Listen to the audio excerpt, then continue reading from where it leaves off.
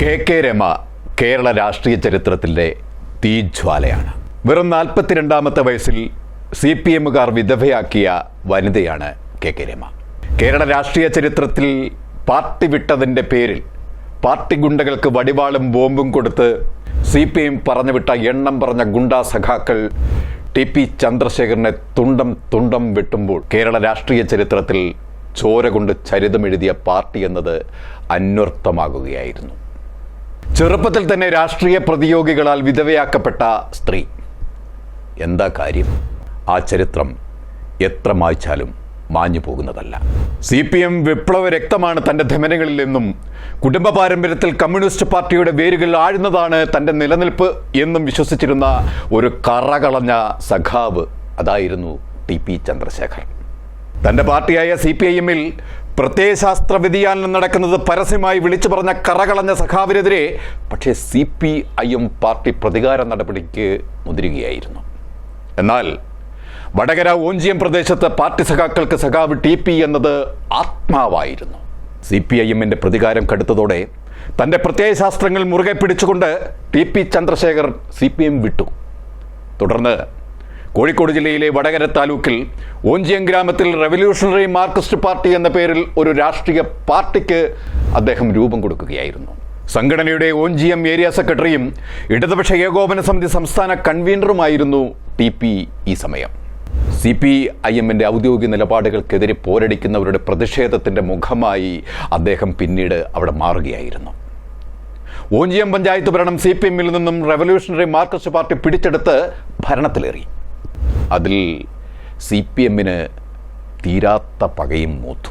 2012 ഒരു മെയ് മാസം 4-ാം തീയതി രാത്രി 10 മണി വടകരയിലെ ഓഞ്ചിയം വള്ളിക്കാട് എന്ന ഗ്രാമം അങ്ങിങ്ങായി വീടുകളിലെ ഇലക്ട്രിക് പ്രകാശരശ്മികൾ പുറത്തേക്ക് ചിന്നിച്ചിതറി ഇരുട്ടിനെ ചെറുതായി മാറ്റി നിർത്തുന്നുണ്ട്. പതിവ് പോലെ തൻ്റെ വീട്ടിലേക്ക് വരുന്ന TP ചന്ദ്രശേഖർ പെട്ടെന്ന് ഒരു ഇന്നോവ ഇരച്ചു വന്ന് TPക്ക് മുന്നിൽ വട്ടമിട്ട് നിന്നു. അതിൽ നിന്നും അക്രമി സംഘം TPയെ ബോംബെറിഞ്ഞ് വീഴ്ത്തിയതിനു ശേഷം വടിവാൾ കൊണ്ട് ഞാഞ്ഞു വെട്ടുകയായിരുന്നു. കേരളത്തിൽ കോളിളക്കം സൃഷ്ടിച്ച CPM കൊലപാതകം. അന്ന് 42 വയസ്സിൽ തൻ്റെ ഭർത്താവിൻ്റെ വെട്ടേറ്റ് ചിതറിയ കബന്ധക്കൂട്ടങ്ങൾ വാരിയെടുത്ത് മടിയിൽ കിടത്തി വാവിട്ട് കരഞ്ഞ ആ സ്ത്രീയുടെ നിലവിളി കണ്ട് കേരളം സ്തബ്ധരായി. ആ രക്തം പുരണ്ട കൈകൊണ്ട് ധാരധാരയായി ഒഴുകുന്ന കണ്ണുനീർ തുടച്ച അവർ ഒരു പ്രതിജ്ഞയെടുത്തു.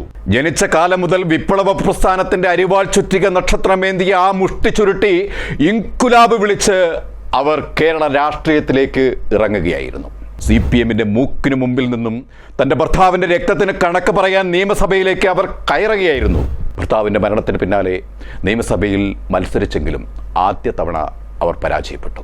പക്ഷേ തങ്ങളും കൂടി വളർത്തിയെടുത്ത പ്രസ്ഥാനം തൻ്റെ ഭർത്താവിൻ്റെ രക്തത്തിന് വേണ്ടി ദാഹിച്ച് വെട്ടിക്കൊലപ്പെടുത്തിയതിൻ്റെ ചൂടും ചൂരും നെഞ്ചേറ്റിയ ആ സ്ത്രീ വിട്ടുകൊടുക്കാൻ തയ്യാറായിരുന്നില്ല. അടുത്ത ഇലക്ഷനിൽ അവർ ജയിച്ച് കേരള നിയമസഭയിൽ ഭർത്താവിൻ്റെ രക്തച്ചൂടിൽ MLA ആയി സത്യപ്രതിജ്ഞ ചെയ്തു. പക്ഷേ CPIMന് അത് ചെകിട്ടത്തേറ്റ അടിയായിരുന്നു. പ്രത്യേകിച്ചും പിണറായി വിജയന്. CPMകാർക്കൊന്നും കെ രമയുടെ കണ്ണിൽ നോക്കാൻ കെൽപ്പില്ല എന്നത് പരമസത്യമാണ്. അവരുടെ കണ്ണിൽ നിന്ന് പുറത്തേക്ക് തെറിക്കുന്ന 51 വെട്ടിൻ്റെ തീഗോളങ്ങൾ താങ്ങാൻ CPMന് കഴിയുന്നില്ല. ഇപ്പം നടന്നുകൊണ്ടിരിക്കുന്ന ഈ ഭരണകാലത്ത് ഒരിക്കൽ പോലും പിണറായി വിജയന് ആ സ്ത്രീയുടെ മുഖത്ത് നോക്കാൻ കെൽപ്പുണ്ടായിട്ടില്ല എന്നത് ശ്രദ്ധേയമാണ്.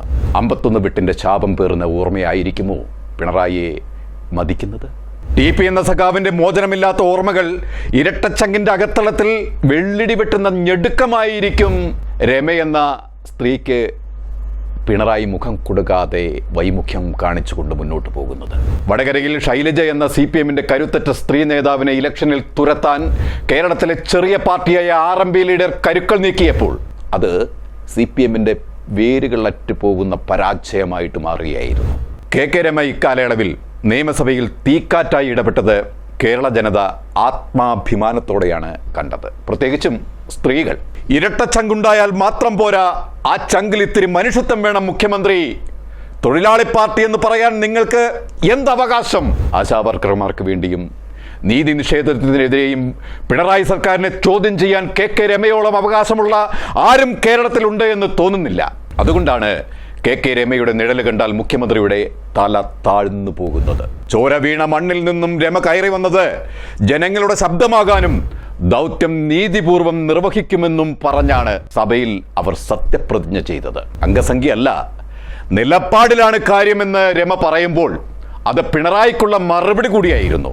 SFI വിദ്യാർത്ഥി രാഷ്ട്രീയത്തിന്റെ കരുത്തുമായി രമ നിയമസഭയിൽ ഗർജിക്കുമ്പോൾ CPIM-ന് മിണ്ടാട്ടമുണ്ടാവില്ല. കാരണം CPIM-ന്റെ അംഗത്തട്ടിലെ ഇവർക്കറിയാത്ത അടവുകൾ ഉണ്ടാവില്ല എന്ന് CPM-ന് നന്നായി അറിയാം. ഗ്രൗണ്ട് സീറോ അടുത്ത ദിവസം പുറത്തുവിട്ട ഇലക്ഷൻ സർവേയിൽ വമ്പിച്ച ഭൂരിപക്ഷത്തോടെ ആയിരിക്കും UDF അധികാരത്തിലേറുക എന്നതാണ്. പ്രതീക്ഷിക്കുന്നത് പോലെ UDF ഭരണത്തിലേറിയാൽ രമയ്ക്കും ആ സഭയിൽ ഒരു പ്രമുഖ സ്ഥാനമുണ്ടാകാൻ സാധ്യത ഉണ്ട് എന്ന് ഉറപ്പാണ്. ഏത് തലത്തിലായാലും ഒരു കാര്യം തീർച്ചയാണ്, ഇന്നത്തെ മന്ത്രിമാരായ വീണ ജോർജിനെ പോലെയോ ആർ ബിന്ദുവിനെ പോലെയോ അഹങ്കാരം തീണ്ടാത്ത തികഞ്ഞ മനുഷ്യപ്പറ്റോടെ കൂടിയായിരിക്കും അവർ അവരുടെ കർത്തവ്യം നടത്തപ്പെടുന്നത്.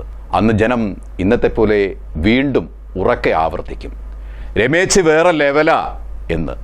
കൂടുതൽ വാർത്തകൾക്കും വിശേഷങ്ങൾക്കും ഞങ്ങളുടെ ചാനൽ ലൈക്ക്, ഷെയർ, സബ്സ്ക്രൈബ് ചെയ്യുക. കൂടാതെ സബ്സ്ക്രൈബ് ബട്ടണിലെ ബെൽ ഐക്കൺ എനേബിൾ ചെയ്യാനും മറക്കരുത്.